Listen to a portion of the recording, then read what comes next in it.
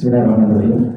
Assalamualaikum warahmatullahi wabarakatuh. Waalaikumsalam warahmatullahi wabarakatuh. Bismillahirrahmanirrahim. Rabbi shrah li sadri wa yassir li amri wahlul 'uqdatam min lisani yafqahu qawli.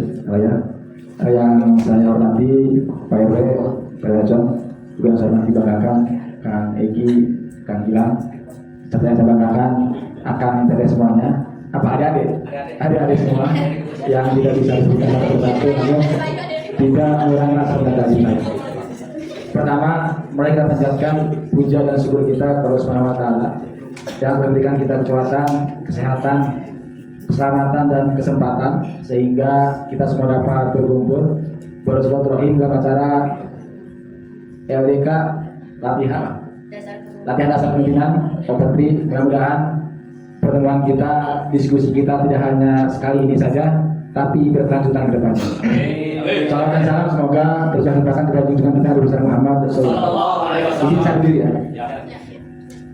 Ya. Pertama tentu saya merasa bahagia, merasa bangga bisa hadir membersamai teman-teman pemuda Opetri yang saya yakin dulu juga saya sebelum berbicara di sini pernah menjadi kayak teman-teman, pernah menjadi peserta LDK baik di tingkat kampung, tingkat desa ataupun di tingkat kampus. Itu yang pertama, saya merasa bahagia, merasa bangga, seolah-olah nostalgia mengingat kembali bahwa dulu juga saya pernah menjadi peserta. Dan mungkin ke depan juga di antara teman-teman kedepannya bisa jadi tadi menjadi narasumber ataupun pemateri dalam LDK selanjutnya. Yang kedua, saya diminta membawakan materi diskusi kaitan dengan kepemimpinan. Bicara kepemimpinan ini berhubungan erat dengan keorganisasian, betul? Bicara keorganisasian, kepemimpinan berkaitan erat dengan kepemudaan, pemuda jamak ya, pemuda dan pemudi lagi. Nah, sebelum saya bicara pemimpin, saya ingin dulu menyadarkan teman-teman bahwa menurut saya, kalau kata Panji, menurut keyakinan saya, yang update sih, yang teman-teman harus pahami adalah bahwa sejarahnya Indonesia, sejarahnya Bogor, sejarahnya Pamijahan, sejarah Nakasari lah kira-kira. Itu sejarahnya para pemuda. Percaya atau tidak? Itu yang perlu teman-teman garis bawahi dulu. Jadi kita harus memahami bahwa sejarah dulu sampai hari ini, bahkan dari tingkat kampung, kecamatan, kabupaten sampai nasional, ada sejarahnya para pemuda. Mari kita lihat. Mari kita lihat. Nah, biar kepanas. Dulu katanya Indonesia dijajah berapa tahun? 360 tahun. Tapi saya dan Egi tidak percaya itu. Iya. Nah, saat dijajah dulu tidak ada perlawanan dari rakyat Indonesia. Katanya 350 tahun. Mulai adanya perlawanan saat lahirnya organisasi, ada yang tahu? Organisasi Budi Utomo. Tahun 1908. Penggagasnya adalah seorang pemuda mahasiswa namanya Sutomo. Nah, yang hari ini sering kita rayakan namanya Harkitnasta, apa?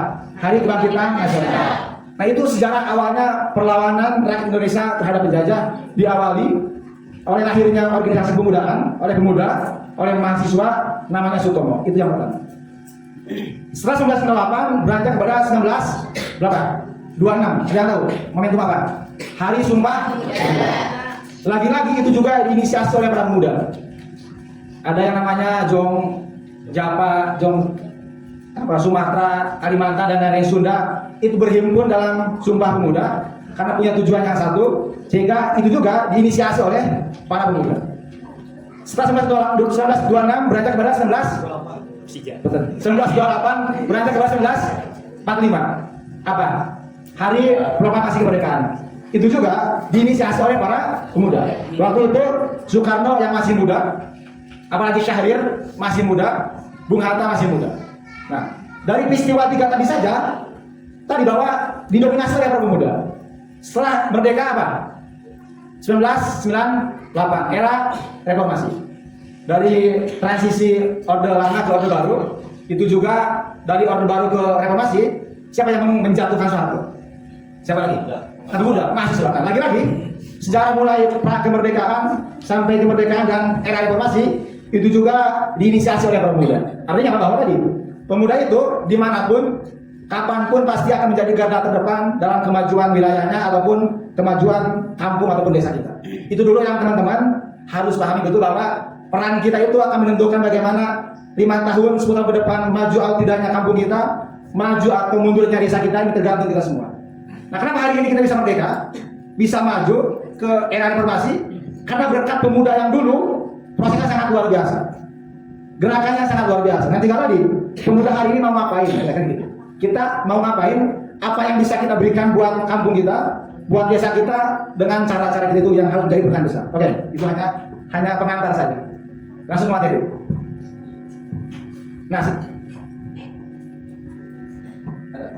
Nah, materi yang diminta adalah materi kepemimpinan. Nah, kira-kira siapa sih pemimpin itu? Ada yang bisa jawab? Biar dua. Siapa sih pemimpin? Orang yang bisa merubah orang lain. Nah, kalau pemimpin itu berarti orangnya. Kalau pimpinan, Ruang lingkupnya. ya jabatannya kira-kira. Kalau kepemimpinan itu seninya, gayanya, caranya. Oke. Kalau pemimpin adalah orang yang mendorong dan menggerakkan orang lain agar mau bekerja sama untuk mencapai tujuan tertentu. Ini pemimpin, orangnya tadi. Berarti kalau di sini ada Kang Gilang, ketua kontrinya. Kang Egi di Karang Taruna Kabupaten. Ini pemimpin. Oke, next ini. Nah, ada dua pengertian kaitan dengan kepemimpinan. Pertama adalah pengaruh antar pribadi yang dijalankan dalam situasi tertentu dan diarahkan melalui proses komunikasi untuk mencapai tujuan organisasi. Yang kedua, proses mempengaruhi aktivitas kelompok yang terorganisir terhadap pencapaian personal. Ini saya pikir hanya teori saja. Kata kuncinya adalah pemimpin itu apa? Bisa mempengaruhi, betul. Seni bagaimana kita bisa mempengaruhi anggota kita, bawahan kita untuk tadi melalui proses komunikasi yang baik, yang persuasif agar bisa bergerak untuk mencapai tujuan organisasi. Saya pikir ini sudah dijalankan oleh Kang Gilang, sehingga teman-teman bisa hadir di sini adalah adanya pengaruh ketua kepada anggotanya sehingga acara ini bisa terlaksana dengan baik. Kira-kira tadi, kalau bicara teorinya ini terlalu berlibat, yang jelas adalah kalau bicara kepemimpinan ini bicara pengaruh antar pribadi. Pengaruh lewat apa? Lewat komunikasi yang baik. Jadi bukan dipengaruhi karena misalkan dia hipnotis, bukan. Tapi oleh komunikasi yang baik, yang persuasif, diajak sehingga bisa tergerak untuk melaksanakan kira-kira. Lanjut. Nah, selanjutnya tujuan kepemimpinan habis sama. Pertama adalah sarana untuk mencapai tujuan organisasi. Kalau di organisasi kan ada jangka panjang, jangka menengah, dan jangka pendek. Ini biasanya ada di setiap organisasi. Nah, tujuan kepemimpinan tentu harus punya, harus bisa menjadi sarana untuk mencapai tujuan organisasi. Yang kedua, memberi motivasi kepada orang lain. Saya pernah dengar Ki Hajar Dewantara pernah bilang, di depan memberikan contoh, di tengah memberikan motivasi, di belakang memberikan dorongan. Nah, ini kira-kira. Jika kita pemimpin, itu harus bisa memotivasi orang lainnya. Jadi jangan sampai kita cerdas, kita pintar hanya untuk diri sendiri. Itu bukan pemimpin. Itu apatis. Kalau pemimpin bisa menggerakkan orang lain, memotivasi orang lain untuk lebih maju daripada dirinya, kira-kira gitu. Ini tadi memberi motivasi. Selanjutnya, menciptakan iklim organisasi yang baik. Nah, kenapa ini penting? Karena biasanya di organisasi suka ada baper-baperan, misalkan. Biasa kalau di organisasi sudah tercampuri niatan pribadi antara dan perempuan, pacaran lah kira-kira. Ini akan membuat iklim organisasinya tidak baik. Kalau masih pacaran mungkin pada semangat kira-kira gitu. Kalau mau rapat pasti janjian datang dua-duanya. Kalau masih pacaran. Kalau sudah tidak pacaran, saya pastikan dua-duanya mau aktif. Nah, ini makanya jangan sampai terjadi sebetulnya di organisasi ada hubungan spesial antara satu dengan yang lainnya. Soalnya ini akan mengubah iklim organisasi tersebut. Itu pertama. Yang kedua, iklim dinamis. Jadi kalau organisasi yang dipimpin data-data saja, tidak ada tantangan misalkan, hanya lurus monoton, sebagai ini juga tidak tepat. Ya. Makanya peran pemimpin harus membuat iklim agar organisasi tetap dinamis kira-kira. Yang kedua, yang selanjutnya, tujuannya adalah mengorganisir anggota. Nah ini, kalau pemimpin punya pengaruh, pasti mereka bisa menggerakkan anggotanya, mengorganisir anggotanya untuk mencapai tujuan organisasi. Tapi tadi, kalau pemimpin tadi tidak punya integritas, tidak punya keterampilan, tidak punya kemampuan, tidak dua langkah lebih maju pikirannya dari anggotanya, saya pastikan ketika mengorganisir pun tidak akan didengar. Makanya kalau pemimpin, minimal ide gagasannya dua langkah lebih maju daripada anggotanya. Semangatnya dua langkah lebih besar daripada anggotanya. Kira-kira itu yang harus ada dalam diri pemimpin. Kalau misalkan pemimpinnya leha-leha, mungkin tidak ada yang lain tergerak. Mungkin tidak, kan tidak. Lanjut. Pengambilan keputusan bersama kelompok, ini jelas. Di next. Nah, ini yang menarik. Kira-kira ada 3 teori kepemimpinan. Pertama adalah teori Genesis. Pemimpin itu dilahirkan. Nah, biasanya kalau orang tuanya priai, misalnya bupati, presiden, gubernur, biasanya. Kemudian kepala desa, biasanya anaknya pasti punya jiwa kepemimpinan. Biasa gitu. Kalau istilah Sunda namanya tereh, terah. Nah, ini pemimpin itu dilahirkan. Ini menurut teori Genesis. Jadi buat teman-teman yang bukan anak pejabat, sama sekali bukan anak bupati, gubernur dan lain-lain, tidak masalah. Jangan kecil hati dulu. Bahwa ada teori kedua yang mengatakan, teori sosial itu mengatakan bahwa pemimpin itu dibentuk oleh lingkungan, diciptakan atau dibentuk oleh lingkungan. Nah, lingkungan inilah yang akan membentuk jiwa kepemimpinan teman-teman. Jadi kalau misalkan tadi, jujur saya juga, ibu saya, orang tua saya hanya biasa saja, petani, bukan kepala desa, bukan kecamatan dan lain-lain, tapi ternyata anaknya bisa jadi pemimpin. Nah, ini karena saya dibentuk oleh lingkungan, tadi disampaikan, sampai cerita. Saya di organisasi sejak 2013, artinya 12 tahun yang lalu, sudah 12 tahun satu organisasi, itu yang membuat saya mungkin bisa di titik ini lagi. Jadi buat teman-teman yang bukan anak siapapun, tidak ada, jangan mengeluh, jangan berkecil hati bahwa saya pun bisa gitu. Pasti teman-teman lebih bisa. Asal tadi, teman-teman ada di lingkungan yang baik, di lingkungan organisasi yang akan menciptakan, membentuk jiwa kepemimpinan kita. Kira-kira gitu. Yang terakhir, teori ekologis, ini gabungan dari teori genesis dan teori sosial. Nah, kalau ini mungkin akan sempurna gitu. Sudah dia anak Jokowi, anak presiden, tetapi dia juga di lingkungannya dibentuk jiwa kepemimpinan. Ini akan lebih sempurna. Jadi kalau Gibran mungkin nggak kayak gini. Nah, kalau Gibran saya pikir dia hanya ada terah pemimpin, karena orang tua pemimpin, tapi tidak dibentuk di lingkungan organisasi, sehingga ya kira-kira gitu lah. Jadi saya lihat tidak terlalu matang gitu.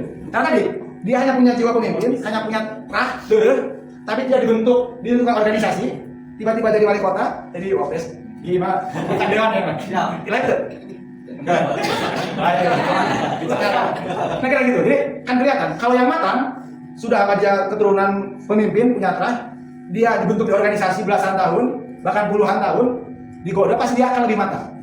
Kira-kira gitu. Jadi buat teman-teman, kalau ingin matang jiwa kepemimpinannya, saya pikir sudah tepat di Open Tree. Kita belajar bersama, berproses di Open Tree. Nanti setelah di sini ya ke tingkat desa, tingkat kampus, kecamatan dan lain sebagainya.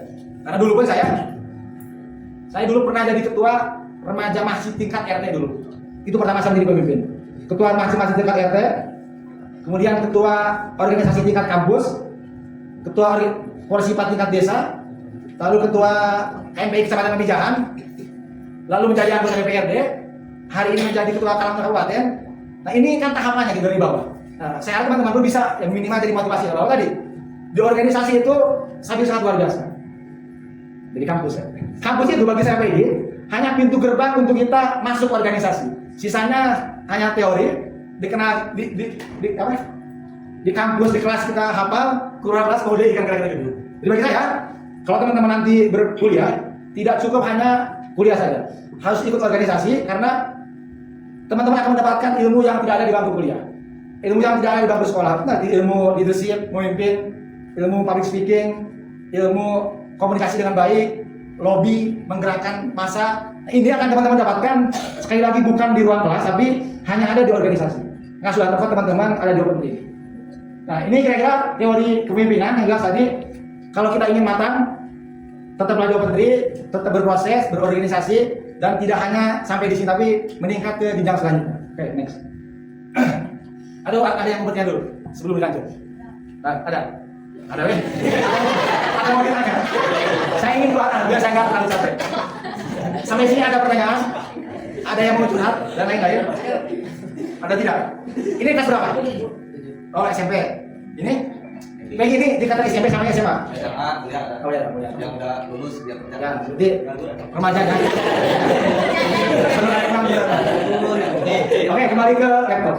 Yang jelas tadi, teman-teman sudah benar, sudah betul ada di Open Tree, ikut berproses. berorganisasi, karena sekali lagi bahwa ilmu itu tidak hanya di bangku kuliah, bahkan yang saya rasakan yang banyak itu di organisasi. Yang dibutuhkan masyarakat itu ilmu yang ada di organisasi, di lingkungan kita semua. Oke, lanjut. Fungsi kepemimpinan agak panjang. Pertama, fungsi perencanaan.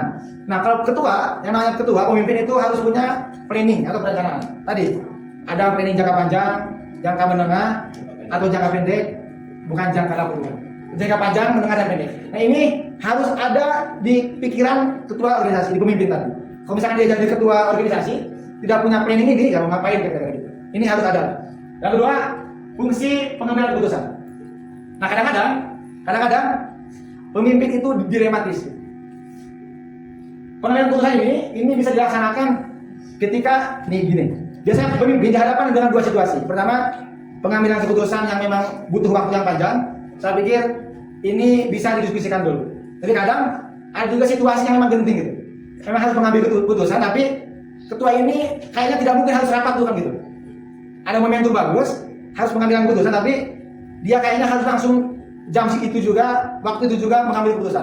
Nah, kadang-kadang itu juga harus dilakukan. Nanti tadi, kalau kita harus rapat dulu dengan semua pengurus, ya momentumnya akan hilang. Kira-kira gitu. Ini kadang-kadang juga fungsi pengambilan keputusan. Terus fungsi pengendalian, ini saya pikir jelas.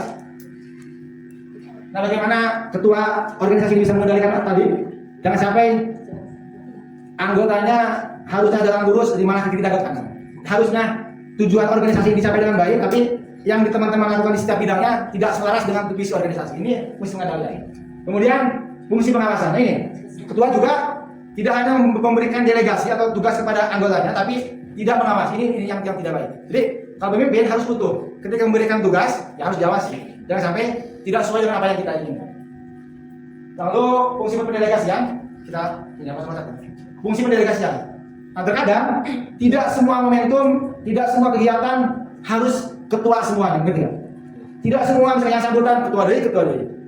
Yang komunikasi ini ketua dari. Ini namanya one man show. Dia ingin tampil sendiri. Ini pun tidak bagus. Jadi ketua itu harus bisa memberikan ruang untuk wakilnya, sekretarisnya, anggotanya untuk tampil tadi atau untuk memberikan tugas delegasi. Makanya ada fungsi pendelegasian. Kalau ketuanya serba persorangan, jadi dia pintar sendiri, anggotanya ya tidak dikasih ruang, dikasih kesempatan untuk maju kira-kira. Fungsi pengembangan loyalitas. Nah, agak sulit biasanya tadi. Bagaimana caranya anggota ini bisa loyal terhadap pemimpin atau loyal terhadap organisasi? Ini biasanya agak sulit. Kalau dulu saya cerita, menurut saya trik atau kiat-kiat bagaimana caranya agar anggota ini loyal terhadap ketuanya. Kalau saya biasanya melalui pendekatan emosional. Jadi ketua itu harus kenal ke semua anggotanya, harus dekat ke semua anggotanya. Hal kecil misalnya. Untuk mendekatkan emosional antara pengurus dengan ketua dengan pembina misalnya, atau pengurus dengan pengurus, ini harus sering ngumpul lah gitu. Jadi untuk mencapai loyalitas ini, anggota ke ketuanya minimal tadi. Ketuanya tahu semua anggotanya. Kalau saya hal-hal kecil itu biasanya, kalau anggotanya bikin status, kita ikut komentar. Itu kan hal kecil yang saya yakin anggotanya akan banggakan kira-kira. Jadi diperhatikan. Nah, hal-hal kecil ini akan berdampak pada loyalnya anggota kepada pemimpin tadi. Karena merasa diperhatikan dan sering berkomunikasi. Ini hal trik sepele, tapi saya pikir tepat ketika dilaksanakan di organisasi umum. Lanjut. Oh. Ada yang mau nanya dulu biar saya bisa minum? So. Jelas. Ya, mau. Assalamualaikum warahmatullahi wabarakatuh. Waalaikumsalam. Sebelumnya izin bertanya, saya Ebril Finansiran. Sebelum memberikan pertanyaan, saya akan memberikan pernyataan dulu. Bahwasanya pernyataan di zaman sekarang itu banyak sekali perempuan yang memiliki kapasitas pendidikan dan pengalaman untuk memimpin. Banyak ya perempuan di zaman sekarang. Namun pandangan lama atau pandangan orang-orang terdahulu, pandangan orang-orang tua zaman sekarang itu seringkali membatasi hal itu cuma karena gender gitu. Mikirnya harusnya laki-laki ini yang di atas gitu, pemikirannya itu kenapa harus laki-laki terus yang di atas, padahal perempuan zaman sekarang juga banyak yang memiliki kapasitas seperti itu. Kan dalam Al-Quran juga jelas ya, Al-Quran menang ala nisa, yang dimaksudnya itu bukan berarti laki-laki lebih tinggi, tapi yang dimaksud itu laki-laki harus mengikut tanggung jawab wanita gitu, tapi bukan berarti laki-laki lebih tinggi. Nah, bagaimana cara kita mengubah pandangan bahwa perempuan juga mampu loh menjadi pemimpin gitu, bukan sekedar hanya pendukung laki-laki saja. Terima kasih. Bukan dulu. Nah, memang pandangan itu pasti ada di hadapan kita, bahkan di lingkungan kita ataupun di keluarga kita. Kalau di Sunda kan istilahnya perempuan cukup di sumur, dapur, kasur, itulah kira-kira. Nah ini pandangan apa? Kolot gitu. Saya pikir ini sudah kuno. Pandangan ini kalau masih ada di lingkungan kita. Nah tinggal bagaimana tadi? Bagaimana caranya pandangan tersebut ini tidak lagi ada kan gitu. Saya pikir pandangan ini sudah tidak relevan, sudah tidak lagi tepat jika hari ini pemimpin itu harus laki-laki. Bedanya tadi kalau secara kodrat mungkin laki-laki secara fisiknya lebih kuat kan kira-kira. Perempuan katanya lemah, tapi menurut saya tidak. Padahal tadi pemimpin itu kan bukan fisik betul tidak? Tapi tadi gaya mimpin, ide gagasan, pemikirannya, semangat juangnya kan gitu. Kalau misalkan kita berpikir, masyarakat masih berpikir, kalau kita pasti itu pemimpin itu harus laki-laki karena kuat dan lain-lain. Waktunya leluasa dan lain gitu kan. Kalau perempuan kita agak sunat kalau malam-malam itu kan itu pemikiran rumah sakit. Yang jelas tadi kalau mimpi itu kan tadi bukan fisik, tapi bagaimana ide gagasannya, bagaimana pikirannya maju, semangat juangnya tinggi, dan saya pikir itu sudah terbantahkan. Di Indonesia sudah ada presiden dari perempuan siapa? Megawati Soekarno Putri, kemudian menteri dari perempuan Susi Pujiastuti, apalagi hari ini banyak. Saya pikir ini pun sudah terbantahkan bahwa tadi yang namanya pemimpin ya tadi tidak hanya laki-laki, bahkan perempuan lebih cerdas, lebih pintar, lebih semangat dan juangnya tinggi. Ada juga yang dari laki-laki gitu. Dan tadi tidak semua laki-laki juga, menurut saya kuat, tidak semuanya. Bahkan banyak laki-laki yang leha-leha, yang screw kita kumpul kayak gitu. Walaupun dikasih kesempatan belum tentu juga akan kemampuannya melebihi perempuan yang tak bagusan. Saya pikir ini. Nah pemikiran ini, saya pikir sudah kuno, sudah kolot gitu, tidak relevan lagi dan ini sudah dibantahkan. Oleh tadi sejarah Megawati dari presiden, Susi Pujiastuti jadi menteri, Bu Wahyudi dari Kades lagi. Kades Semijahan pernah dipimpin perempuan, saya pikir sudah tidak lagi. Dan bahkan kita lihat kemajuannya sangat signifikan gitu. Bahkan jiwa ibunya kan lebih tinggi gitu, jiwa perempuan. Saya pikir tadi yang masih punya pandangan tersebut, yang memandang gender untuk pemimpin itu yang sudah tidak relevan menurut saya. Barangkali itu. Ada yang lain? Berapa menit lagi? Berapa menit lagi? Siap, 3 menit juga. Sampai ke sana. Saya baru pulang sore, langsung kondangan langsung ke dia. Serah ke sana. Oke, tadi sudah bicara teori kepemimpinan, kemudian siapa itu pemimpin. Sekarang juga kita bicara gaya kepemimpinan. Minimal saya akan ada 4 tipe gaya kepemimpinan. Pertama adalah pemimpin yang otoriter. Hampir semua keputusan tanggung jawab berada di lutut pimpinan dan memaksakan kehendak kepada pengikutnya. Kalau di dunia itu presiden Jerman yang tadi, Adolf Hitler. Yang tidak nurut, sulit, hebat dan lain gitu. Itu ada di zamannya, itu di Jerman. Kalau di kita, katanya dulu ada katanya. Siapa lagi? Katanya Soeharto gitu katanya. Ya. Nah ini gaya pemimpin yang otoriter. Di dunia contohnya sudah ada, nasional pun ya katanya ada menurut keyakinan Pak Egy dan kiri-kirian. Katanya Soeharto begitu. Ini gaya pemimpin otoriter. Yang kedua, gaya pemimpin demokratis. Ini biasanya pengambilan keputusan tidak selalu bersumber pada pemimpin tadi. Selalu melibatkan pengikutnya untuk bermusyawarah dan selalu mendelegasikan tugas pada bawahan ini. Ini ciri pemimpin demokratis. Kalau mau melaksanakan kegiatan biasanya tidak kumahain gitu. Tapi diskusi dulu dengan semua pengurus, kira-kira bulan ini kegiatannya mau ngapain, siapa narasumbernya dan lain-lain. Ini biasanya gaya pemimpin yang sudah biasa di kita. Ini gaya demokratis. Lanjut. Selanjutnya gaya pemimpin kebebasan penuh. Ini biasanya pemimpin yang memberikan kebebasan kepada bawahan-bawahan. Jadi ini mah kumaha teman-teman lah gitu kira-kira. Kumaha di bawahnya. Kalau Gus Dur saya pikir beda-beda mah kok meganya, Imam Wali gitu. Ini beda. Yang jelas tadi, ini bukan yang tepat. Yang jelas kalau pemimpin kebebasan penuh, pemimpin biasanya tidak punya pendirian. Mau ngadain kegiatan apa, mau bersikap gimana biasanya tidak punya pendirian, selalu diserahkan kepada anggotanya.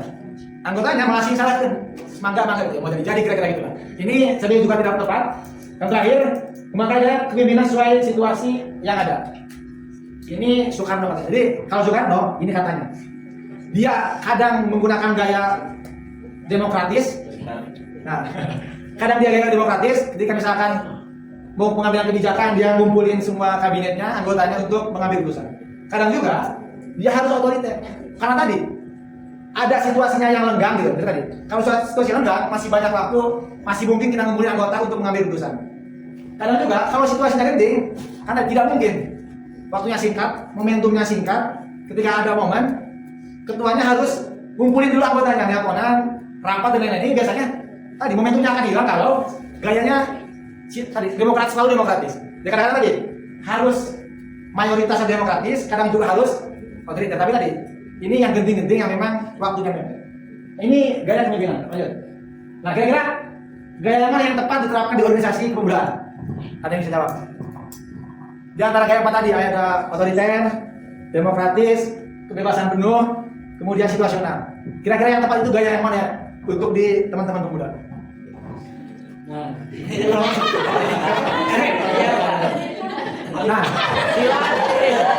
begini. Saya belajar, teman-teman juga belajar. Cerdas saja tidak cukup, serius. Kalau kita hanya pintar, belum tentu kamu. Cerdas saja tidak cukup kalau tidak punya keberanian seperti itu. Kurang dulu. Kita punya kemampuan lebih cerdas, tapi gak ada keberanian ke depan untuk ngomong, ya masih nol saja. Tapi biasa saja, berani ngomong ini luar biasa. Oke, siapa namanya? Dari Bapak. Dari RT 8. Dari 01. Menurut Kang Ridho, Roma, kira-kira gaya yang mana yang tepat gaya mimpin di organisasi kepemudaan? Demokrasi, Pak. Demokrasi. Apa alasannya? Karena dilakukan dengan cara bermusyawarah.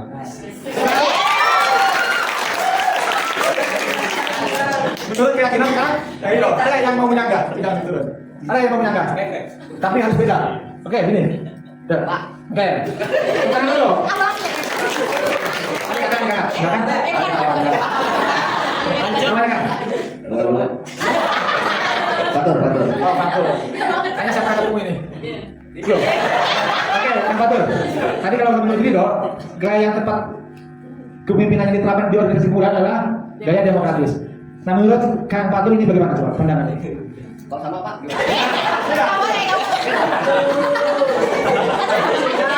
Ini yang Fatur. Kira-kira yang tepat yang mana? Apa demokratis atau otoriter? Atau komunis? Yang terakhir Apa ada situasional? Ya. Nah. Ya, yang terakhir.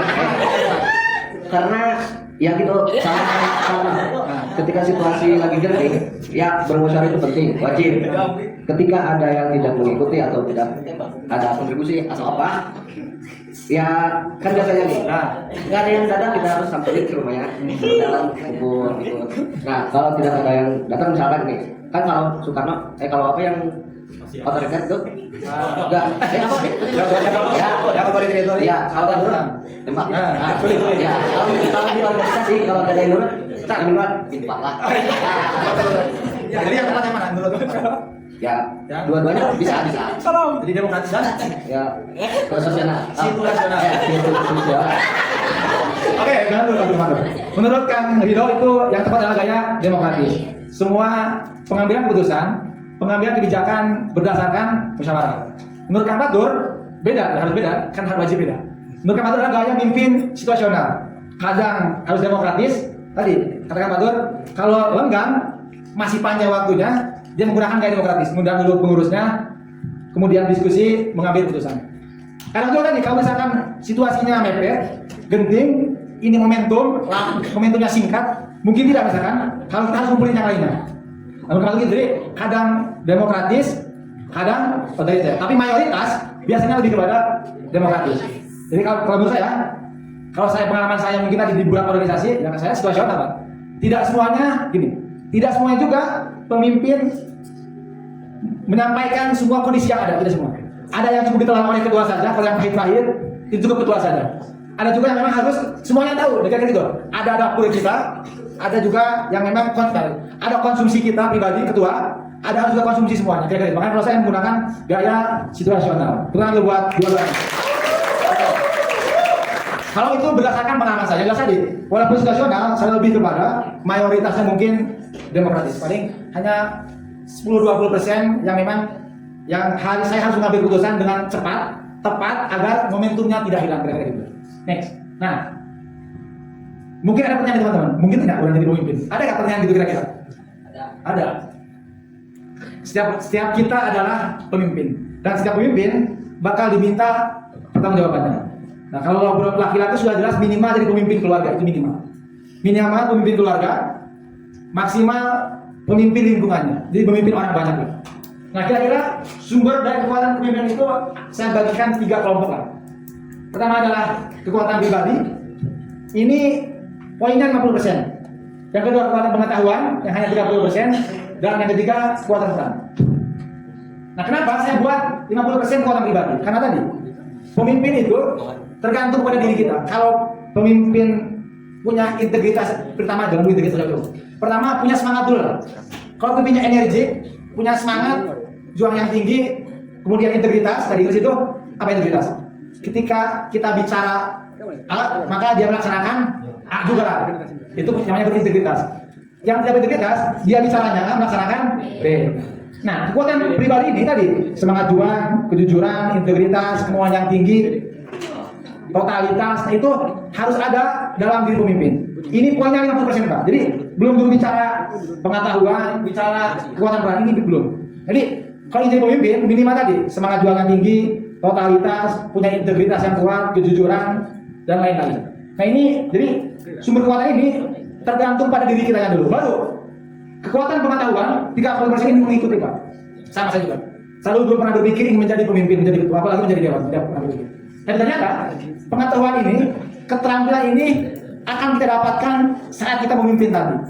Di saat saya menjadi ketua, tidak juga semuanya saya tahu Pak. Tapi beriringan dengan kita memimpin, menjabat, pengetahuan itu, keterampilan itu akan muncul, akan beriringan terasa dalam diri kita. Dan terakhir kekuatan peran, ini sudah jelas. Ingin saya sampaikan tadi. Kalau teman-teman berpikir mungkin tidak kita jadi pemimpin, ya sangat mungkin. Asal ini tergantung kekuatan pribadi kita, semangat juangnya, keseriusannya, totalitasnya, integritasnya, kejujuran dan lain-lain. Ini harus ada dalam diri seorang pemimpin. Lanjut. Nah ini sudah ya? Sudah ya? Belum. Saya kira saya tahu kan? Oke, disikat. Nah, kemampuan atau skill yang harus dimiliki oleh seorang pemimpin. Pertama, menginspirasi dan motivasi yang tadi saya pikir. Kita memiliki integritas. Tadi integritas itu apa yang kita ucapkan hari ini itu yang kita laksanakan besok gitu. Jadi kalau kita bicara hari ini mau makan nasi goreng, ya berarti makan nasi goreng, jangan nasi lewat gitu. Besok. Kemudian kemampuan berkomunikasi ini. Kemampuan berkomunikasi ini harus ada di seorang pemimpin. Kalau dia tidak bisa berkomunikasi dengan baik, mengajak anggotanya secara baik, persuasif, ya tidak mungkin mereka akan diikuti oleh anggotanya. Kemudian pengetahuan luas, ini penting. Jadi kalau pemimpin tadi, pengetahuannya harus 2 langkah lebih maju daripada anggotanya. Bagaimana kita mau diikuti gitu, mau segan kepada kita, kalau kitanya lebih jongkok daripada anggota itu tidak mungkin.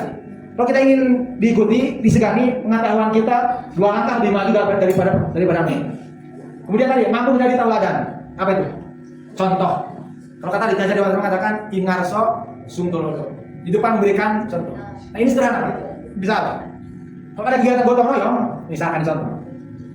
Ketua itu tidak hanya ngasih instruksi tunjuk-tunjuk ini bersihan, tapi laksanakan dulu kita yang mengerjakan. Saya pastikan ketuanya tidak mau pun yang lain akan ikut. Itu memimpin tadi dengan memberikan contoh totaladan. Ki Hajar Dewantara bilangnya inarso singtulo. Di depan memberikan contoh. Cukup gitu deh. Kalau kita semua menggunakan instruksi, ya kitanya capek dikerjakan mah deh. Tapi kalau kita sudah melaksanakan, saya pastikan jangan itu. Percaya diri ini sudah pasti.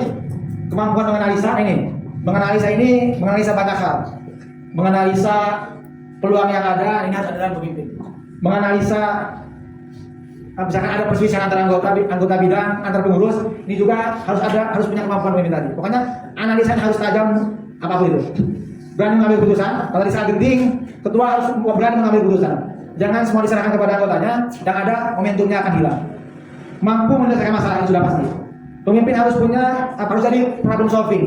Apapun masalahnya, ketua yang harus menjadi mediatornya, yang harus menjadi titik utama menyelesaikan masalah tadi. Jadi kalau pemimpinnya tadi biasa saja, jangankan maju gitu, anggotanya dia pasti biasa aja. Lanjut. Ini sifat pemimpin. Pertama punya pendirian, sudah jelas kalau pemimpin punya pendirian. Yang kedua energi, ini safety. Pemimpin kalau dia nggak player, melehoy, lemas, dokat kieu, dokat lain, jangan tahu kan? Cangguleun. Kalau pemimpinnya tidak menentukan energi, semangat, saya pastikan anggotanya akan lebih dari. Karena tadi pemimpin itu harus berikan contoh, harus energik, harus bersemangat gitu. Ya berarti harus sehat gitu, harus sempurna lah kira-kira. Itu pemimpin. Karena pemimpin itu akan jadi apa? Kiblatnya anggota mau gerak atau tidak, aktif atau tidak tergantung ketuanya tadi. Kalau diibaratkan badan kita, pemimpin itu kepalanya, jantungnya, otaknya gitu. Harus jujur ini jelas. Soal apapun ketua harus jujur, mau pahit, mau manis saya sampaikan. Komunikatif, tadi ketua itu Ada, serius ketua tadi tanya sama cicip lagi. Jadi ketua itu justru yang harus bisa mencairkan suasana. Namun untuk Sundama kudu somiah gitu. Senyum, sapa, ajak ngobrol. Ini sifat ketua. Kalau ketuanya tidak bisa berkomunikasi dengan baik, jangankan komunikasi lisan, body language saja, komunikasi secara badan saja tidak baik ya, tidak mungkin akan hidup gitu. Jadi ada komunikasi verbal ya, verbal ada non verbal. Ini juga harus ditunjukkan. Minimal nih, kalau jadi pemimpin minimal kita belum bicara pun anggotanya sudah mau ikutan. Itu kan tergantung bahasa tubuh kita. Kalau bahasa tubuh kitanya hangat, merangkul, kemudian sopan, saya pastikan anggotanya akan mengikuti. Lanjut. Terbuka terhadap pendapat ini. Apa sih ada ini gak jawabannya? Ada itu. Coba saya tes jawaban dulu. Open three. Belum apa? Open three. Kita akan nanya dulu lah. Jangan merasa pemuda, pemuda dulu. Open three. Tangan dulu kita semua. Dilanjut. Sudah. Nah ini bisa dibahas. Jadi konsep pemimpin ala Ki Hajar Dewantara. Di depan berikan contoh tadi hal kecil. Jadi tidak perlu memberi instruksi, kalau kita kasih contoh pasti akan diikuti. Di tengah memberikan motivasi tadi. Bagaimana caranya ketua ini harus menciptakan pemimpin baru. Jadi ketua yang sukses, pemimpin yang sukses itu adalah pemimpin yang mampu menciptakan pemimpin baru. Nah, adalah motivasi ini. Terakhir, di belakang memberikan dorongan, apa? Memberikan ruang, memberikan delegasi tadi. Mendelegasi ini bagian dari kita memberikan dorongan agar anggotanya mau maju. Nah, ini konsep Ki Hajar Dewantara. Next ini sudah dibahas. Oke, terakhir. Konsep pimpin ala Rasulullah Muhammad. Nah, pemimpin pertama harus cerdas. Nah, cerdas ini bukan arti kecerdasan. Agak kayak dosen. Kecerdasan itu ada 3. Ada yang tahu? Pertama, kecerdasan IQ, kognitif. Ini biasanya dominan otak kiri, hitungan. Misalkan 1 tambah 1 adalah 2, itu IQ, pemikiran. Yang kedua, kecerdasan EQ, apa? Emosional. Itu bagaimana kita cerdas mengendalikan diri kita, hawa nafsu kita. Dan terakhir, kecerdasan spiritual. Jadi kalau yang pernah baca buku ESQ, Ari Ginanjar namanya kecerdasan ESQ itu IQ, EQ dan SQ, kecerdasan spiritual. Itu hubungan kita dengan Yang Maha Kuasa. Nah, bisa memimpin, cerdas ini bukan cuma yang 3 tadi kira-kira. Bukan cuma IQ saja maksudnya. Tapi harus cerdas juga secara emosional, bisa mengerti perasaan orang yang lainnya lagi. Lalu secara spiritual pun harus cerdas juga. Ini yang saya maksud Pak Onang cerdas itu secara IQ, SQ dan spiritual. Dan yang terakhir harus cerdas mengambil peluang. Ini cerdas mengambil peluang yang ada di hadapan kita. Ini seorang pemimpin. Nah, kalau dia sudah cerdas, misalkan pemimpin, kalau dia sudah cerdas, pasti dia itu amanah, betul. Pasti dia akan dapat dipercaya karena dia dipandang sudah cerdas. Pasti dia akan amanah, akan dapat dipercaya. Bisa mungkin saja. Kalau dia sudah dapat dipercaya, bertanggung jawab, sudah pasti dia jujur lah. Bukan nama sidik. Oke, kembali lagi. Kalau dia sudah cerdas, pasti dia akan dapat dipercaya, bertanggung jawab. Kalau sudah bertanggung jawab dipercaya, berarti pasti dia jujur. Kalau dia jujur, berarti dia pasti bisa menyampaikan, bisa mengkomunikasikan. Nah, kira-kira kalau ini saya buat soalnya biar nyambung-nyambung. Yang jelas tadi, kalau kita punya 4 sifat di dalam diri kita, maka kita akan menjadi pemimpin yang ideal, pemimpin yang matang menurut saya. Lanjut. Nah, ini menurut EIS Flores. Dia yang tidak bisa menjadi pengikut yang baik, tidak akan menjadi pemimpin yang baik. Nah, jadi sebelum saya jadi pemimpin juga, saya itu sama, menjadi pengikut dulu, menjadi anggota dulu. Jadi kalau dia tidak bisa menjadi pengikut yang baik, tidak mungkin dia akan menjadi pemimpin yang baik. Kalau kita sudah ada di 2 sisi itu, kan kita sudah tahu posisinya jadi anggota gimana, jadi ketua pun bagaimana. Makanya mudah-mudahan yang ada di sini, ke depan akan jadi pemimpin masa depan. Pak Subhanu Yaum, Rijal dulu. Pemuda hari ini pemimpin, harusnya masa kini. Terakhir, kalau kamu ingin menghindari kritik orang, maka tidak usah berbicara apa-apa. Tidak usah melakukan apa-apa dan tidak usah jadi apa-apa. Jadi maksudnya, kalau tidak mau jadi pemimpin, kalau jadi pemimpin ya sudah pasti dikritik orang. Kurang sari wae gini mah dikritik orang tua kan gitu. Diam saja kita dikritik, apalagi jadi pemimpin. Makanya tadi kalau jadi pemimpin jangan alergi kritik, jangan alergi masukan saran, karena sudah pasti akan dikritik, sudah pasti akan dicemooh. Itu seorang pemimpin tadi tidur wae gini sari hukum gini nggak pasti dikritik, kemudian jadi pemimpin kayak gitu. Next, cukuplah sedikit. Next. Ini pemimpin yang sukses adalah pemimpin yang baru tadi. Kasta kepemimpinan paling rendah adalah pemimpin keluarga. Jadi kalau teman-teman cuma pemimpin keluarga itu B aja, biasa saja. Tapi kalau kasta kepemimpinan paling tinggi adalah pemimpin kelompok. Oke, barangkali itu habis. Oke, wassalam. Barangkali itu yang kita katakan. Kita ada pertanyaan, saran boleh sampaikan. Sudah sejam ya kita sudah sejam lah kita diskusi. Saya ingin ada pertanyaan. Kalau ada yang nanya, saya nanya tadi. Sama benar. Ada kasih tanya. Dan terima kasih atas penyampaian materinya tadi yang begitu luar biasa.